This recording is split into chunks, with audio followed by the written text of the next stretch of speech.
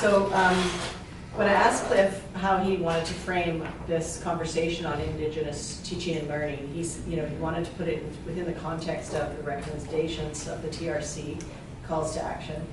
And he wrote, SFU is committed to reconciliation in the wake of the TRC final report and the call to action. This is not an easy task, but certainly one whose time has come, and Cliff will share his experience and thoughts on teaching in the era of reconciliation and provide all of us with some insights and tools that fellow faculty of environment, professors and instructors, lecturers will find, I think, very helpful. So welcome, Cliff. Thank you for being here. Thank you. So yeah, I've been sick of doing PowerPoints lately, so I decided not to do a PowerPoint today. Thank you. So I've got my old school notes. Yeah, so my name is Clifford Atleo. I've been assistant professor for a year now, but I have been in REM for 3 years, or almost 3 years. I was hired as an instructor while I was finishing my PhD. And I have a bunch of Indigenous names. Chowchimuthney is one of them, and that's from my Nuchonal side, from the community of Ahousaht on the west coast of Vancouver Island. And I also have 2 Tsimshian names. Apparently there were some internal politics about naming in on my mom's side of the family, so the resolution was to give me a second name. I won't go into all the details, but I go by Gamayam, that's the middle one there. The K is pronounced like a hard G, Gamayam. And then I was also given the name Smoigit Nisnaya. I don't have the Smoigit up there, but it is like a sub-chief within the House of Nishawas. So I have Indigenous connections on both sides of my family, although my mom's side I also have some English. I was so sad that it wasn't Scottish or Irish or something more rebellious, but it's just straight up British or English, I guess. Careful. But I did want to start, and this connects to something I'm going to bring up later. I know some of you I don't know, and I'm not sure if you all know each other. So if you could briefly introduce yourself, your name and I guess faculty affiliation, and just one thought perhaps on why you decided to come today. That would be helpful. So we'll start with you.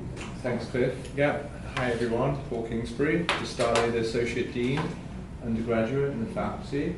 My home department is originally Geography. So I wrote in SFU 2005, and I've seen the kind of trajectory of responding to the indigenization, decolonization of the university. There's clear overlaps with the environment, certainly geography, space, and so on, so it's something I'm quite familiar with. And, you start a job as Associate Dean, for the faculty, and for me, clearly the issue of the environment and justice, truth, reconciliation overlap. So it is really important that, I'm learning from this and promoting it within our faculty. So yeah, it's great we've got Cliff here today. Thanks. Dave? I'm Dave Burley from the Department of Archaeology and Environment. I've had a long association with First Nation studies up on campus, and a deep amount of respect for the need to teach with a First Nations perspective. And so I'm here today to sort of hear what Cliff has to say relative to teaching in the era of reconciliation. So. Thanks. My name is Andrew Perkins. I'm a lecturer in geography, and I teach physical geography on the physical side, and I'm very conscious of lots of points of application potentially for indigenization in the courses I teach, but not really functionally aware of how I can apply those well. So I'm just interested in learning a little bit more about those points of contact and where and how we can do that better. Wanda DeCleva, I'm the Director of Advancement in the Faculty of Environment, and I thought I would come because I just wanted to be able to speak a bit more intelligently to donors about what SFU is doing around indigenizing the curriculum and around the truth and reconciliation calls to action. My name is Dong Ayang. I'm an associate dean in research and a graduate study of the faculty. And home department is archaeology, and my research is an ancient DNA study of archaeological remains. I have involved quite a few projects from the west coast of Vancouver Island and First Nation culture, the social development in the past. And we also want to make our research more relevant and to First Nation community. Thanks, sir. I'm Donna Dove. I'm brand new to the faculty, week 2, and I come from student services. Our work over there was closely connected to the Indigenous Student Center and our Indigenous recruiters, so I'm excited to hear that work is continuing here as well. I just don't want to forget Lori's back. Sorry, I'm Lori Wood. I'm the manager of community engagement research initiatives in the Dean's office, and I've worked with First Nations communities for the last 20, 30 years in terms of research going on in communities, so I'm really curious of how that's going to look inside the classroom.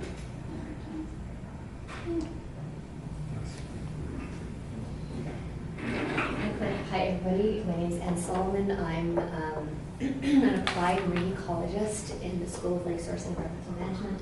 I've been working with Indigenous communities for, gosh, I guess about 15, 20 years or so, mostly in research, and have been partnering with community members to co-teach classes at the graduate level for about 5 years or so now. And I always want to learn how to do a better job. So that's why I'm here. Hi, I'm Zafar Adil. I'm a professor of professional practice in the School of Resources and Environmental Management. I also serve as the executive director for the Pacific Water Research Center. And our center is increasingly focused on research with First Nations communities. So I think in that sense we seem to have a little bit better handle, and having Cliff's guiding hand helps us as well. However, on the teaching side, I think I still need to learn a lot more, teach a course on water security for both undergrads and grads. And while we are incorporating some Indigenous issues in there, I think we're not doing enough. So I'm very keen to learn more on how better to take those issues on board. Joanna Ashworth, aside from being a teaching fellow in the faculty, I'm the director of the professional programs and partnerships. And some of my programming has, we're touching on issues around the UN Declaration of Rights for Indigenous People. And I'm trying to understand that and unpack that for people working in the resource sector. But I feel like we could be doing so much more. So we're interested in your thoughts on that. I'm very Roof. I'm visiting fellow from Zurich University, Applied Sciences, and colleague and friend of Pascal. My research, the background is geography, and my research is mainly in the field of recreation and environment.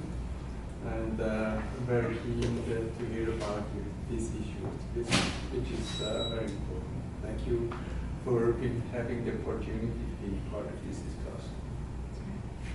Pascal Haggerty, assistant prof in REM. My main research focus is on avalanche risk management. I teach REM 100, which is a course that helps incoming students into our program to sort of look at the world differently. And I think it's a tremendous opportunity to bring up some of these issues. Originally from Switzerland, I feel quite uncomfortable with the issue and talking about the issue. So I'm trying to take any opportunity that I can get to learn more about that. I also, from a research perspective, I'm part of the Canadian Mountain Network.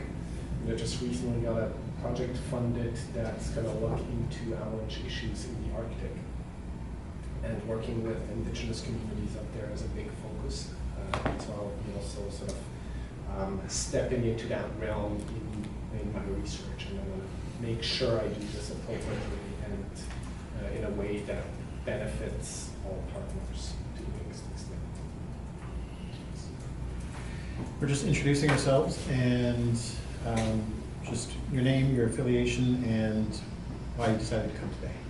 Yes, so Tracy Rennand, I'm Chair of Geography, and I want to see how we can better respond to reconciliation in teaching in geography, and I'd also like to bring it into my own teaching on the physical environment.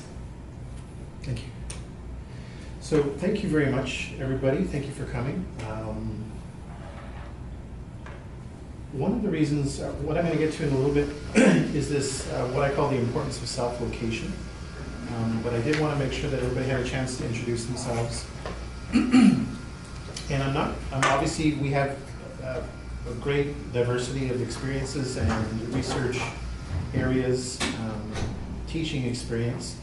So I'm not going to assume anything. I do want to begin with a brief background on what I've titled here, Settler Colonialism in 5 minutes. And just kind of trying to identify, putting in some of the things that I want to talk about today in context. I've got here like 10,000 BC, I'm not sure exactly when it was, indigenous communities in different parts of North America, South America. 1492, Columbus got lost, sailed into what was, I guess, present-day Haiti or Cuba, that part of the world. 1867, I often ask my students to tell me what these, what's significant about these dates. 1867, obviously, the formation of Canada. 1876, perhaps more importantly, the introduction of the Indian Act. So this was legislation that identified indigenous peoples. I believe there was also, at that time, a introduction of what they called the potlatch ban, although the potlatch is a bit of a misnomer and also pretty exclusive to the west coast of British Columbia. But they did, there was legislation that banned indigenous ceremonies across the country. So whether they're Ojibwe or Blackfoot or Cree, that was not lifted until 1951, I believe, under Pearson. And 1960 was when Indigenous peoples got to vote in Canada federally. I know it was different provincially depending on where you were. Yeah. I'm allowed to ask a question? Sure, absolutely. Or wait, should I wait? No, go ahead. Okay. The potlatch ban, I'm just so interested you brought that up. It stopped those ceremonies, and presumably those ceremonies were so tied to governance, and I wanted to hear your perspective on the degree to which that really influenced Indigenous governance, I guess presumably on the West Coast with the potlatch ban. And then, yeah. Is that when you feel that those the authority and agency of people really changed? I think so. This has come up in a lot of debates about, especially. So most of my research focuses on coastal British Columbia Indigenous peoples. There was a chapter written for a book out of the Royal BC Museum. I'm not going to remember who wrote it, but the main thrust of that chapter was looking at contact on the British Columbia coast and the extent to which, or the degree to which, a lot of historians, ethnographers, try to identify, like that first century, for example, so after 1774 and onwards, what was considered authentic Indigenous life. Haggerty and Inglis. Okay, Haggerty and Inglis wrote this chapter. One of the things that I think that I agree with in terms of Haggerty and Inglis's interpretation was that, at least in the case of the New Channel people that I'm aware of, 1778, Captain Cook arrived. He stayed for 1 month, essentially starting the maritime fur trade. But that 1 month period of engagement and negotiation and trading significantly, our response to that was a significant change in our subsistence patterns in terms of this new introduction of a new trading relationship with the British colonials. So their argument basically is that change happened instantly, and then the subsequent, say, 50, 100 years later, of people visiting and collecting samples and writing down their observations about political life or social life or cultural life, that all of that was significantly changed. not making it less authentic, like not trying to make the argument that an essentialist argument or whatever, but just that change was immediate. And so one of the things that I take into account with my research is to recognize that change, but also to recognize certain threads of continuity over time. So with the potlatch ban, for example, a lot of potlatches, so these were I'm just going to like butcher this definition of a potlatch, but in my understanding of it is community gatherings that were usually held by hereditary chiefs. It was their responsibility to call the community together. They could be for a variety of different events, weddings, coming of age ceremonies, memorial type of occasions. And a lot of it involved a public, in many ways like a public governance, announcements, discussions, debates that would occur, and often involved a significant redistribution of material goods that the chief had acquired for their guests. So it was, I can't get into it in too much depth, but the idea is that I remember reading certain settler accounts of these events, whether they were by priests or Indian agents, as being completely foreign and also completely abhorrent in their sense, like this idea that people would give away stuff, that it defied a Protestant ethic or some sort of, it was going to make everybody lazy. Mm-hmm. So basically a complete misunderstanding of the purpose and intent of these institutions. But one of the things in terms of these threads of continuity, so yes, change occurred. Yes, there were sort of external pressures. But one example that Charlotte Cote, she's a New Channel scholar at the University of Washington, brings up is that a lot of these ceremonies went underground. So right now, if you go to a potlatch on the West Coast, you'll often see this really extensive curtain that will often tell the story of that particular chief who's hosting that event. And it'll have sort of their history and their background and their lineage displayed in visual form.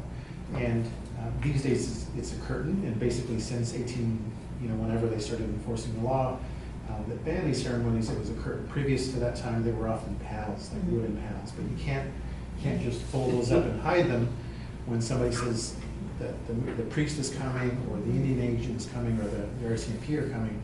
So they had to adapt a lot of their practices to go underground to survive, basically. But thank you. I realize that some of these dates, obviously you guys know about Columbus, but the potlatch ban may not be understood in terms of its significance of it being in place for whatever, 75 years. It's funny, that's exactly what I was asking the question, is I heard they went underground, so I wondered if the governance was still happening, even though it's that archetype. But maybe this is another conversation I'll find out more about. So you have that, you have this federal vote, you have so Prime Minister Trudeau in 1969, along with Jean Chrétien, who was his Minister of Indian Affairs at the time, introduced the white paper. So what this was, and I think this is quite significant to today, because Trudeau, so as you may know, for political scientists, white papers were like discussion papers, where you would sort of introduce a white paper to prompt discussion. This one became known as the white paper in the context of and it has a really long name, which I always forget. But essentially Trudeau and Chrétien were looking at Indigenous peoples, thinking about the plight of Indigenous peoples, and coming to the conclusion that the best answer was for them to just completely assimilate into Canadian society. So to abolish reserves, to abolish any special status as Indigenous or non-Indigenous people, to bring them within the Canadian fabric, this emerging multicultural society in the late 1960s, and that would be the solution. Indigenous peoples at the time felt otherwise, and the response was the formation of the Union of BC Indian Chiefs here in British Columbia, the formation of the National Indian Brotherhood, which later became the Assembly of First Nations. The response was quite strong, and their interpretation at that time was that what the white paper was calling for was assimilation. And what was being presented by the Liberals at the time was what they thought was some sort of rescuing, or obviously their problem is that they don't have access to all of the things, all of the good things of liberal democracy that we have access to, so we need to bring them in. Indigenous peoples at that point in time felt what that meant was assimilation and erasure. So 69 is quite significant. The 1973 Calder decision, the Niska had brought forward previous to that point in time was a major introduction of changing of Aboriginal law, basically 73. Up until that point in time, British Columbia generally was quite dismissive of any assertions of Aboriginal rights or title. The Niska didn't win that case. There was a split decision, and I always thought this was a rumor, but if you read Paul Tennant's book, Aboriginal Peoples, or Aboriginal People in Politics in British Columbia, I believe it's called, the Niska lost the case on a technicality for not formally asking the Crown permission to sue the Crown. But the justices were split on the question of Aboriginal title. So what it introduced, at least in the history and the evolution of Aboriginal law, was, okay, we now have this concept that the Supreme Court of Canada has accepted as a possibility.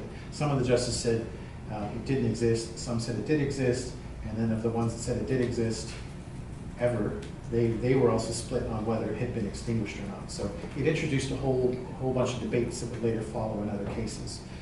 But it was quite significant in '73. It was enough to frighten the government, I guess, into developing the Comprehensive Claims Policy, which they later did in 1975. And then the Comprehensive Claims Policy was the official federal response to these questions of Aboriginal title, to these assertions of self-government and jurisdiction to the land. And so they started to deploy that, the federal government position on comprehensive claims in cases like the James Bay Cree Agreement, the Yukon Umbrella Agreement, and here in British Columbia later on, the BC Treaty Process, which started up in 1993.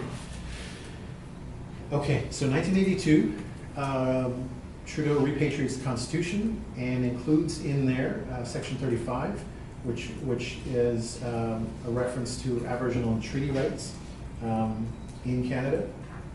There was another section, I never remember which one it was, but people usually refer to Section 35. 1985 was also significant, I think, in Indigenous communities because of the introduction of Bill C-31. So up until this time, a number of people were recognized as being status Indians in this country, and it was sexist. Is that the right way?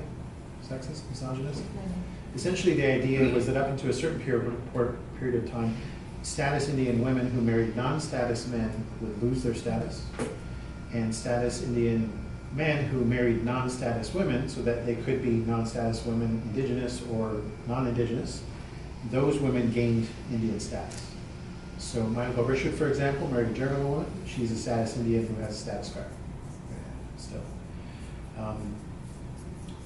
In 1985, they tried to make some adjustments to that to allow for Indigenous women and children who had lost their status and other people who had lost their status. So 1931 was a bit significant. It didn't solve all the problems. It has been revisited a couple times since then. Sharon McIver is a noteworthy Indigenous advocate who has tried to continue advocating for people who had lost their status. Because the Bill C-31 change in 1985 was also kind of like had a limited generational impact. Like the women could get it and their kids, but not their kids, and so on. So they've tried to there's been a lot of activism to try and change that even since 1985. I know I'm going really fast here. I tried to do this in 5, and I obviously can't do it in less than 15. OCA, 1990, significant, obviously. Put a lot of things on the world stage. 19 warriors from Kanesatake and Ganawagi, so Mohawk communities in Quebec, trying to protect the pines, an area that was significant to their community, against an expansion of a golf course in the community of Oka, Quebec, just southeast of Montreal. And it was significant, I think, on the world stage for a lot of reasons. One of them, obviously, being the deployment of 2,000 Canadian soldiers to confront the warriors. And not a lot of people don't know this, but Canada's military, there's like about 50 or 60,000 soldiers in the whole military, like all of Navy, Army. There's only 6,000 infantry troops in the country. three battalions. And the way they work is that somebody is deployed overseas, peacekeeping. One battalion is resting, and the other battalion is gearing up to be the next one to go overseas. So Canada literally deployed a third of their infantry capacity in this case. So it kind of just showed, or for me anyway, it really shows you the fear or what the level of response was at that point in time, 1990, which for me wasn't that long ago. And of course now I know that a lot of my students weren't born in 1990. But one of the responses to that, so again, was this BC treaty process in British Columbia that followed in 1993, and then the Royal Commission on Aboriginal Peoples, a massive 5-volume, I think it took 3 years of research and community outreach. Some of you probably made contributions to the Royal Commission on Aboriginal Peoples. They came out with recommendations in 1995. The Delgamuukw decision, so this was the Gitxsan-Wet'suwet'en case that was the final Supreme Court decision that came out in 1997. Again, one of these weird sort of ambiguous, not an outright victory. Some people said it was a victory and some people said it wasn't. But one of the more memorable, there's 2 memorable things that I take away from the Delgamuukw case. One was Chief Justice Antonio Lemaire's quote, "Let's face it, we're all here to stay." And the second thing was in his writing of the majority decision, there is a list, there's like a paragraph that he lists there of justifiable infringement. So some people, again, who took it as a victory was, okay, this is some affirmation of Aboriginal title that it exists, and then in the ruling is this paragraph-long list of rationale for what would be considered justifiable infringement, which I think is often overlooked. But since 1997, has been strengthened in a number of cases in favor of the federal government. Kind of a jump, I mean, obviously there's lots of stuff I'm missing, but a jump to 2008. So this was the residential schools apology that Stephen Harper issued in 2008. The formation of the Truth and Reconciliation Commission, which issued its final report in 2015. And then amongst all these massive events nationally, I have the SFU ARC report, 2017, not to be ignored, but part of the reason why we're here today.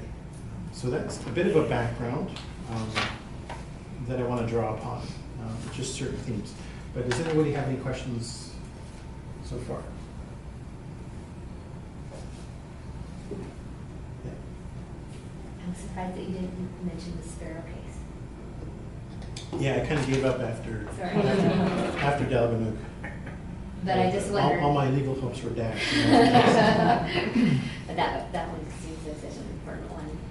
Yeah, I mean, so there's like Sparrow, Gladstone, Vanderpeet. There was a whole bunch of cases that followed. Yeah. 73 really was kind of an opening of floodgates for Aboriginal rights and title cases in Canada in general, but most of them concentrate in British Columbia.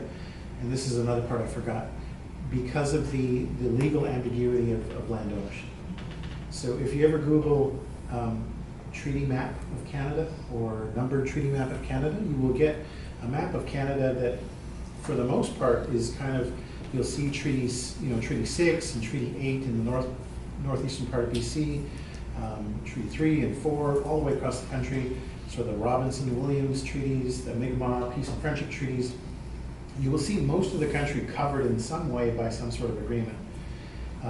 British Columbia is an interesting exception to that, other than Treaty 8, which part of BC was added later on, and then the Douglas treaties, which were very small treaties in Victoria, Nanaimo, and like Fort Rupert up on the northeastern part of Vancouver Island. Most of the province had never been dealt with in any sort of formal agreement.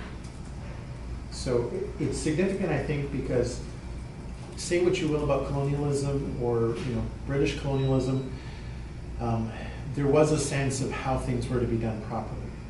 You could argue that treaties were good or bad or coerced or under duress, all of these things, but BC was, there's this sense that by the time Confederation and colonialism made its way across the country, a combination of things. I think that colonialism had so much inertia at that point, in addition to the fact that there were several significant disease epidemics that were sweeping across the whole hemisphere, really. But significantly, I know on the West Coast, there were 3 major sort of waves of it that, and I don't even know how accurate these are, but every source I find usually suggests a reduction of about 60 to 90%. And I don't even know how you determine that or tell. But certainly it was significant, enough to really impact communities in terms of, if you can imagine in this room, you know, losing, I don't know how many that would be, like 10 of us in here? And thinking of that expertise of like young and old and hunters and storytellers, losing that capacity is a big thing. So I think that also factored into this as you know, British Columbia becomes part of Confederation, the fact that there was a sense that Indigenous people were dying off, and that there was no need at that point to do that. How did I get there from court cases? Oh, We're talking about BC. yeah, BC, and sort of why so many of these cases seem to be focused on BC. And then I'm also thinking of the Marshall decision in Mi'kmaq territory on the East Coast. They also have their particular treaties, which I had referenced, they refer to them as peace and friendship treaties, were long enough ago that they were more thought of in terms of as kind of military alliances as opposed to being land cession, if you will, or land ceding agreements. And then, like I said, I know there's lots of debates about that, but BC is unique in that regard because of the legal ambiguity. So the next thing I want to talk about very briefly is just some commentary or discussion on decolonization and reconciliation. I was just at a meeting downtown at SFU Harbor Center, and people were throwing around words like diversity and equity and inclusiveness. And there was some, I think there were some valid critiques about being careful about the language we use and what do we really mean, and are we being genuine about it, or are the words starting to get watered down by overuse or misunderstanding. So what are we really talking about? One of the first papers I encourage anybody to read who talks about decolonization is a paper by a Haudenosaunee scholar named Eve Tuck, and her co-author, his name is K. Wayne Yang. It's a 2012 paper called Decolonization is Not a Metaphor. Doctors Tuck and Yang are educators, so their realm is education, pedagogy. They're very much interested in the ways in which, in their field, people have talked about decolonizing academia, or decolonizing universities, or decolonizing K-12 learning. It's a very important paper, but I should warn you, it may make you mad. And I only say this, it didn't make me mad, but it has made students mad, it has made other people. They're very, let's say, very blunt and to the point. There is no mincing words by Tuck and Yang. And this is only because, in a very simplified way, you know, Canada, the United States, New Zealand, and Australia are very unique places in the world. There's former English settler colonies that are no longer colonies of England, but are now the four most prominent, I guess you could say, settler countries, English-speaking settler countries in the world. Not coincidentally, I don't think, the UN Declaration on the Rights of Indigenous People, I don't know how many countries there are in the world, 190 or so, somewhere south of 200. These 4 countries were the last 4 countries to approve UNDRIP. And does anybody know who the last country was? Canada? Canada was the last country to remove its objector status.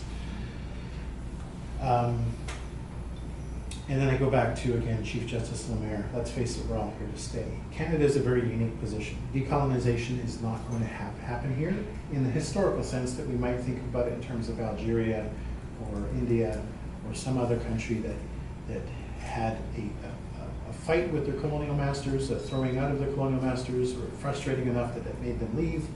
That is not going to happen. Not only that, we're at a situation where so many of the communities and cultures are intermingled that it doesn't make sense.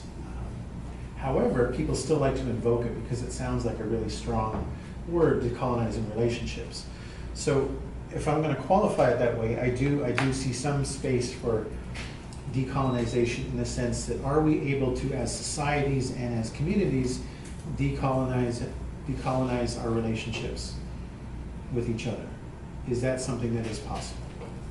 And I don't have an answer for that. I don't know. Reconciliation has always been seen as sort of a lighter form, like Diet Coke, or like something that's a little bit less stressful for the settlers. We're not talking about throwing people out. Michael Ash, some of you might know of Michael Ash, anthropologist at UVic. I think he's a professor emeritus now. He was talking in a lecture that he gave to one of my undergrad classes in the mid-2000s. He was talking to a friend of his up in the north. He was doing research with people in the Arctic. And he was talking to his friend of 20 years, what do we do about all this? And he was just kind of reminiscing or ruminating about what to do about land claims and issues. And his friend said to him, well, Michael, he said, you could ask me permission to stay. And further, you would have to be prepared if I said no.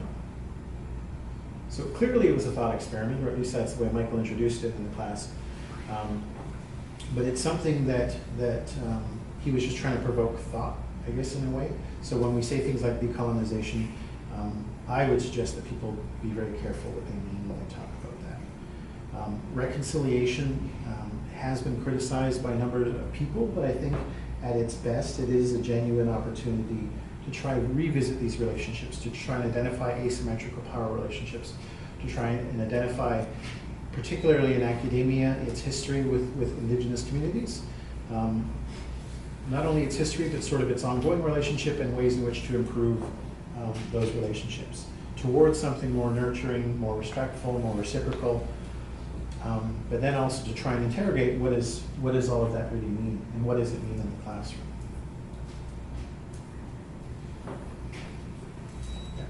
Can I just emphasize that one big teaching that Cliff gave me when you were giving your jump talk, when you were reflecting on that thought experiment that you just described, that I think is really worth echoing, so I'm just going to share it with you all, is when we settlers go in to do research and we ask if people are interested in partnering with us, one of the biggest thought experiments I feel like is that really being able to accept the no. Like the answer might equally be no. And that was such a powerful teaching that I think we could also pass on to students. So I've got this application in for a research project to work with the Squamish Nation.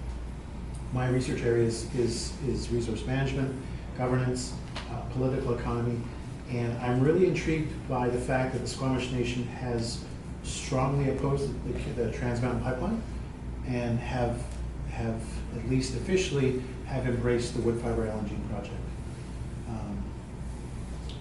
I really want to talk to them. I want to understand their decision-making processes, why they oppose this one and not that one. I want to dig under and to try and figure out that it's not just a straightforward thing or black and white or something hypocritical, if you will. I really don't understand, but they may not want to do that research with me, or I might not be able to find people. And I think you're right in that sense. A question is not genuine unless you're prepared to accept either answer, which I think in the Canadian political context also applies to the UN Declaration on Rights of Indigenous Peoples, particularly the references in the UN Declaration to free, prior, and informed consent, FPIC, is a concept that the Declaration outlines as Indigenous rights to oppose or to support resource projects, economic development projects. Basically, what we continue to hear in Indigenous communities is that we will be consulted, we will now be consulted meaningfully, and if we say no, the national interest trumps that no, so that we don't really have. Which, I mean, it's not like I don't understand from a global capitalist perspective. I understand why that happens. But I think what we're getting, especially with people like Justin Trudeau, is that real politic, economic necessity with the rhetoric that he was elected on to be slightly different. Anyway, try not to talk about politics and religion and what's the other thing? Sex. We're supposed to talk about those three things. So I just briefly want to touch on, and I know these are just really snippets, but they're just meant to give you guys a sense of where you might look further and further investigations. I want to talk briefly on Indigenous knowledge, traditional ecological knowledge, or I think it's also called local knowledge. Different sort of incarnations or conceptions of this. So, yeah, man, I keep underestimating sort of the issues around depth here that I would like to go into but don't have the time. Indigenous knowledge, in a nutshell, it's rooted in different ways of knowing, different ways of understanding, and this is a very basic, broad definition. Often it's experiential, it's intergenerational, it's passed on through oral history, but also sort of a direct relationship with the land. I guess in short, it's not something you can teach in a classroom. And I tell my students that all the time, that we can talk about it abstractly, we can talk about it intellectually, as a thing, as a like I said, a way of knowing. It's something that you could perhaps sort of engage with more real, more genuinely in field work or spending actual time with communities, but not something that can be passed on in an environment like this, which is okay, and I think it's important to understand those limitations. From an academic point of view, Leanne Simpson, she wrote a great paper in 2004 called Anti-Colonial Strategies for the Recovery of Indigenous Knowledge. And she was commenting on her research up until that time. Leanne Simpson is an Anishinaabe scholar from Rice Lake, Ontario, Rice Lake First Nation. She was at that point in time, her interest was very much what my interest is right now, like resource and environmental management and Indigenous communities. And she was reflecting on her struggles to get things published relating to Indigenous knowledge. She often talked about how reviewers would say that she was being too political, you're not being scientific enough. Why are you talking about colonialism? Knowledge has nothing to do with colonialism, which is pretty laughable, by the way, in retrospect. But she also talked about how Indigenous knowledge, for the longest time, was often ignored or ridiculed or dismissed. And then when I thought about that as I was writing that down, I was thinking that Indigenous knowledge was not if you think about like the stories about like the first settlers and the winters and how Indigenous peoples in the sort of central eastern part of the continent helped the first settlers survive. I think it was probably recognized then. But in the interim, and certainly in academia through a significant portion of the 20th century, Indigenous knowledge was not really thought of very highly. The later part of the 20th century, we started to see increased recognition of it as valuable, but as Leanne writes in her paper, it became thought of in a very, very particular way. In some ways, it was again this idea of knowledge of disappearing peoples. People would talk about how the elders are dying, the languages are being lost, and there was this sense among some scholars to try and rush to preserve it somehow, to save it, to capture it, to catalog it, to understand it in an abstract way. And then she also references other people that had thought of Indigenous knowledge in ways that were more exploitative in terms of thinking about it as an untapped resource to be extracted, to be abstracted, to augment Western knowledge, if you will, incorporated or integrated into Western systems. So even the ways in which we've seen Indigenous knowledge incorporated into other models, often it is thought of as ways to improve those Western models, to act as a baseline, for example, baseline information that could be then built upon or then investigated in more specific ways.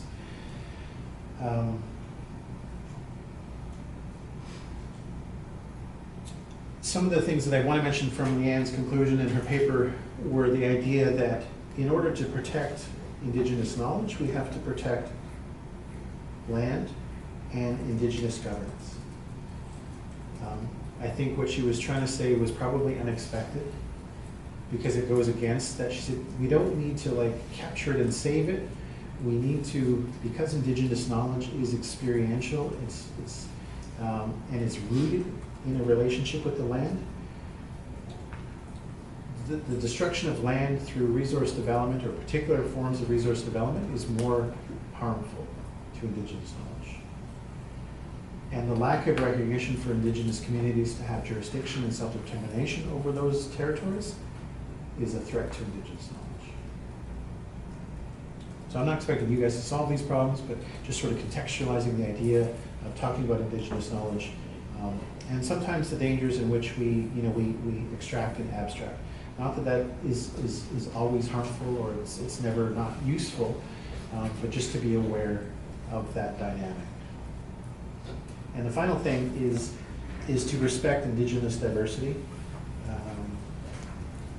The west coast of British Columbia is so unique in many ways.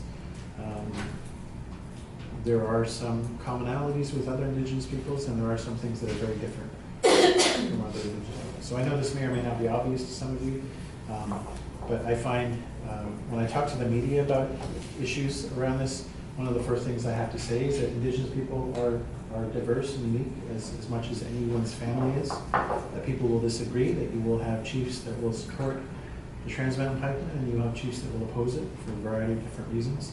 You will have people within those same communities. I know Squamish Nation members are ambivalent and torn about the wood fiber LNG project. Some support it, some are against it, and that is okay. It's kind of a weird thing for me. I have to remind people that Indigenous people are human beings, just like every other human being, and we will disagree, and that's just something we have to deal with. So Cliff, doesn't that speak to the challenge of indigenizing the curriculum? That there's not a monolithic approach to doing that. Yeah, absolutely. So, in some discussions that I've had with Elizabeth Ellie about that, one of the things that so some universities have responded to the TRC with the introduction of mandatory First Nations studies courses. At least one university, I believe, has in Winnipeg or Manitoba, and I think it was met with mixed results. If you can imagine making every single student of whatever the 35,000 students there are take an Indigenous studies course. Imagine just the logistics of trying to roll that out. Mm-hmm. Who is going to teach those courses? Mm-hmm. Who feels qualified to teach those courses? Not that I haven't taught courses that I haven't felt qualified for. I think there was a certain backlash to that people, and it's debatable about what's the best way to go, but one of the things I was trying to suggest to Elizabeth was that you don't have to feel compelled to do that, and I don't even think that will necessarily give you exactly what you want out of these discussions. Making everybody take one course on Indigenous peoples, and necessarily sort of survey course about Inuit and Métis and First Nations people across the country is going to have a very limited impact.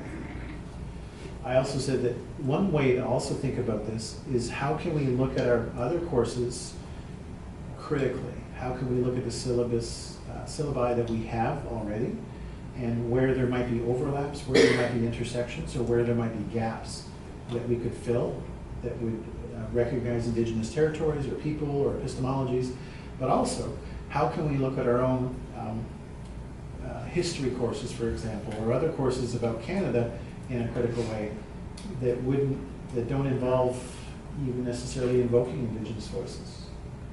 Because I know some professors have concerns about feeling qualified enough to talk about Indigenous content, or concern about appropriating Indigenous voices. There's a whole bunch of stuff that we could do critically about colonialism, about Canada's actual history, that wouldn't even have to go in that direction. I have a question, but when you said one university in the Saskatchewan, Manitoba, try and they put basically each student to require to take a class, like focus on the First Nation. I thought it was a great idea. So you said it mixed kind of the result. Yeah, I mean, I thought it was a great idea. I think in principle, it's not a bad thing. I think the problem was execution. And in particular, so from an Indigenous faculty perspective, it was tremendous strain on them, or they were called upon to how can you help deliver these, or help train people to deliver these. And it was introduced in a way that seemed, I guess, unorganic, or like I said, there was an actual backlash that perhaps some people, I don't know, maybe they felt forced to do something, which in some ways is kind of silly because students are forced to do things all the time. Oh, yes, that's right, exactly. We make adjustments to the minors and the majors, and Yeah. but it's not so obvious in front page news. Oh, they're making us all take these Native Studies courses now.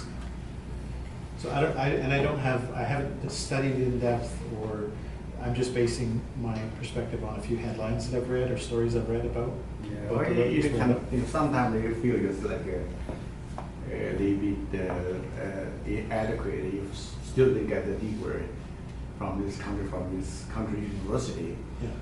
and they don't know very much about the First Nation history. But I mean, So, that's kind of, yeah, I mean, but I definitely would be encouraging of, this is just my personal view, I am very encouraging of individual units developing their own courses that would talk about the interaction between, archaeology and geography and even the sciences. I think there could be really cool things you could do in those realms that would be unconventional. And in particular, my emphasis or my leaning would be towards local Indigenous community engagements. okay. Yeah, as opposed to, like I said, sort of a survey course, which is just very, very broad. Yeah, so I'll maybe start with a bit of a personal reflection and maybe bouncing a little bit off of what Pascal was saying. I mean, I feel this certain level of ambiguity at a personal level because I don't relate to being a first generation immigrant. I don't relate to the colonial people. Certainly I'm not Indigenous. I'm kind of in that in-between space. And that combined with maybe lack of knowledge and information about some of the history, I think makes it difficult to incorporate some of this information into text. And I think, and I was taking lots of notes, and I think some of the papers that you were talking about, I think that they will be very useful. But then I also start thinking of specifically where's the intersection between some of the decolonization or reconciliation and what is actually happening in terms of my topic of water governance and water security. And what I find a little bit ironic, in 2015 there was this Mackenzie River Treaty between Alberta and Northwest Territories. And publicly I heard a lot of noise that this was a wonderful achievement and how Indigenous issues were now incorporated into the treaty. And when I look at the treaty, I see not much there at all. I mean, none of the First Nations are signatories, so it's a bilateral treaty between two, like a territory and a province. It says Aboriginal peoples might be included in the bilateral committees, which are appointed by the two governments, and they might be consulted in the public engagement and consultation process. And there's only one subsection that talks about Aboriginal and treaty rights and saying that this treaty cannot trump those rights. So, and in my mind, my impression was that after the TRC report had come out, and this was certainly subsequent to that there would be a significant shift in how the governance model is around national systems is designed. And I don't see that. I don't know if your perspective is different, but that makes it difficult to convey in a classroom settings that you almost have to take a side in one direction or the other to explain some of this. I'm all in favor of that. In my writing and my teaching, I'm not afraid to take sides. But I think you're right. Like, part of my going through those dates was also a bit of a sort of these ongoing frustrations, but also this persistence to keep going and keep fighting. There's a document out of the Union of BC Indian Chiefs. I think it's called Stolen Land, Broken Promises. But it's a historical account of, they try to just, it's an interesting, very like date and like one or two sentences of an event on that date from, I can't remember the name of the Spaniard, he came in 1774, basically 1774 to the present. And it's this interesting sort of 20-page document. You just go through it and you can see all of the sort of key events through history. And they are continually frustrating, but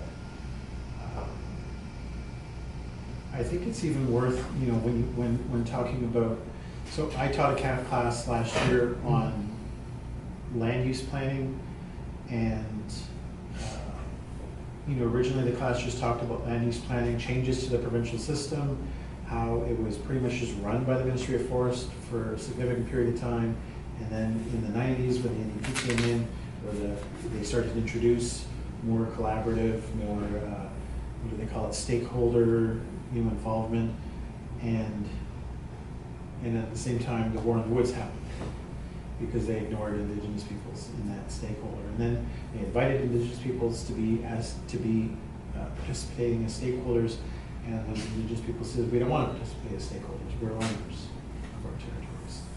So the way the course was when I received it didn't have any of that sort of background. It was just talking about policy regimes and policy cycles and how governments make decisions. But I was able to add some of those anecdotes in there that I think was helpful. I just wanted to let everybody know I have to go at 4:45 to pick up my kids. And there were a couple of things that I did want to touch on, and one particular tool that I wanted to leave you with. So in terms of teaching Indigenous students, I always just tell people, remember that idea of diversity. This may be obvious or not obvious to people. Don't single Indigenous students out negatively or positively. Some are just here to learn. They don't want to be vocal or spokespeople about Indigenous issues. Some will be vocal and some will be not, just like any other student.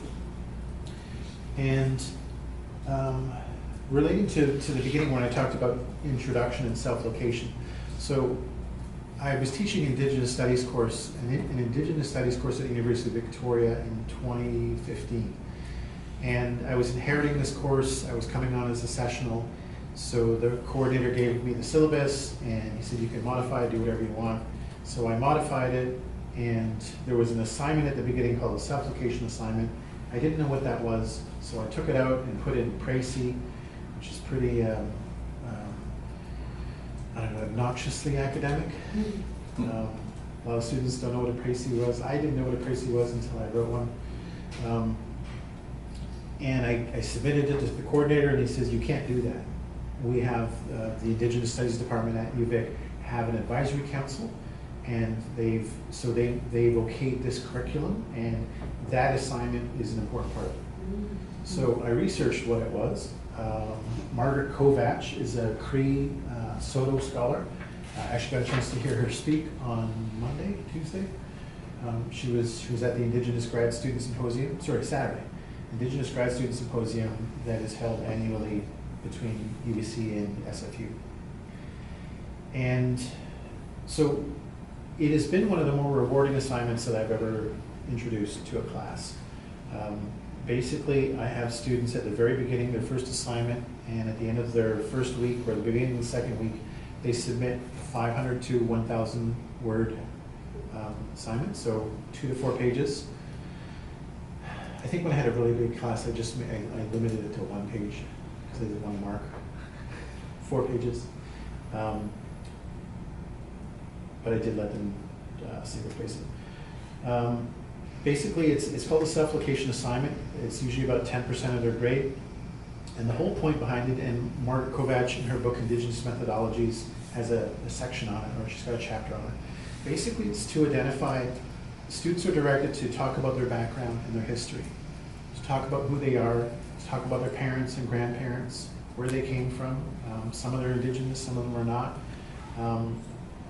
Talk about their family history, to talk about the motivations for why they're here. Why are you in school? Why are you taking this major?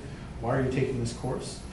Basically, it's situating them in their learning, to also identify biases, to identify limitations, to identify, or at least to help them reflect on those things. And I really, really like it now, where I didn't know what it was, and I was like, I don't want to do that, to, it's one of the best parts of my marking and sort of engagement with the students. So basically it's a written form of letting the students introduce themselves, and more importantly, reflect upon their positionality with respect to these things, which is not something, ironically, that happens much in academia, or not that I've, from a student learning perspective necessarily. And I've learned some fascinating things. I've learned that undergrads will just spill the beans on everything. They're really happy to just put it all out there. Grad students are a little more guarded. They're more like, I don't know, professional. And I really try to, this is not an academic exercise. I just think of it like a journal entry. And I offer them, before this, I offer them my self-location. So I get into more detail about who I am and my background. Not a capitalist, or not, I don't like capitalism. Like, I introduce my biases. I'm not objective. I'm very subjective, and this is just part of the learning process. And I found building on that foundation throughout the course has been really, really helpful. And it's allowed students in some cases to think about things that they hadn't normally thought about. So I don't know if that's helpful for you or not, or if you'd be, but I would certainly suggest you look into it. Margaret Kovach, Kovach.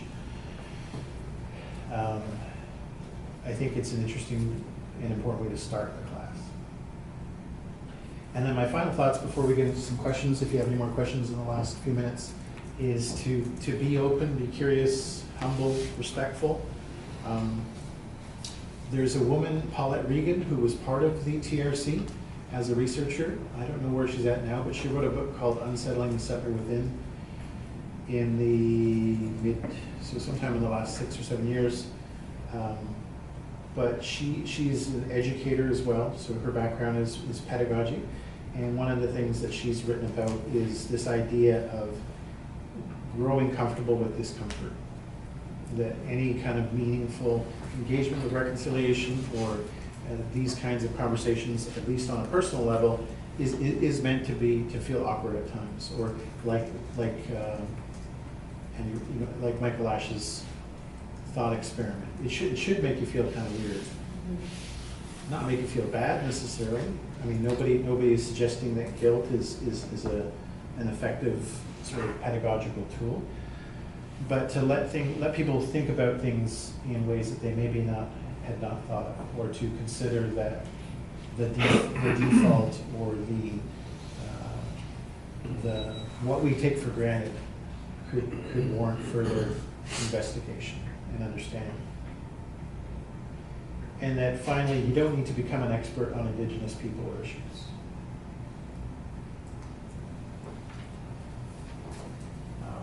But be willing, like I said, to be curious and humble and respectful. And obviously there's a whole round that I could talk about in terms of research, but I've tried to limit this to sort of the classroom. Those are great references. We'll make a list and send them out. I'm also going to use that to pick up kids. I Yeah, want to say everyone's- thank you. Yeah. And from my perspective, I think this is just the start of the discussion. It'd be great to do this once a month or something, because I think we just scratched the surface. So yeah, just safe travels. And I have heard of other units in other universities, like individual schools and departments, doing that necessarily, getting together every quarter, which sounds cool. I haven't done it, but I've heard about it. That's a good suggestion. So I know we just have a few more minutes, but other questions, things that are burning. I think we've opened up, I think, reflecting on what people said when they introduced themselves, that where you feel a level of discomfort or lack of qualification. I think you've sort of made that leap to be not qualified to be an expert on all of these issues. And yet, there is this movement towards doing more and doing it. And nobody wants to do a bad job of it.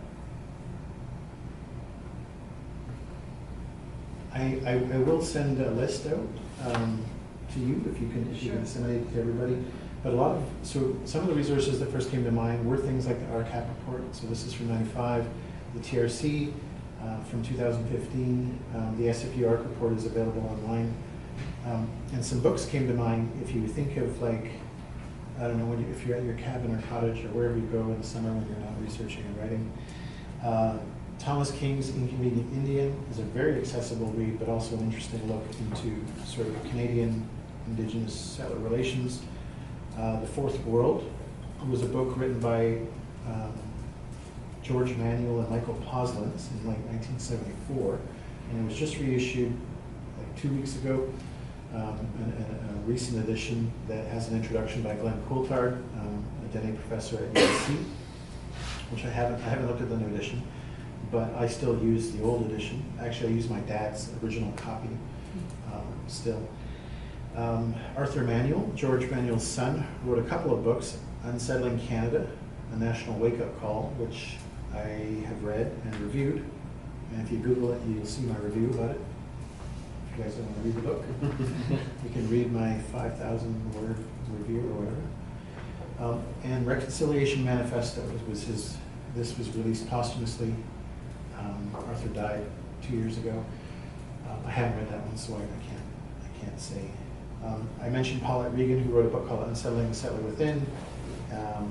Emma Battelle-Lohman and Adam Barker are a husband and wife team professors in the UK, although they're Canadian. They wrote a book called Settler. And then Indigenous Rights, W-R-I-T-E-S, by MAT woman named Chelsea Vowell. She's a grad student at the University of Alberta, recovering lawyer from Montreal. She wrote a book that is also a good sort of basic resource. And then I also mentioned the Tuck and Yang article and the UBCIC document, which is just available on the ubcic.bc.ca, their website, under resources that they have.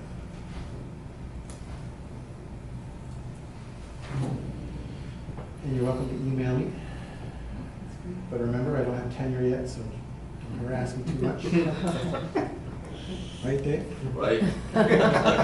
So of all the 94 recommendations, there's a grouping that relate to higher education for the most part. So that whole emphasis on teacher education and using Indigenous knowledge and teaching methods seems to be really important. And I'm glad that you were able to touch on that. I feel like that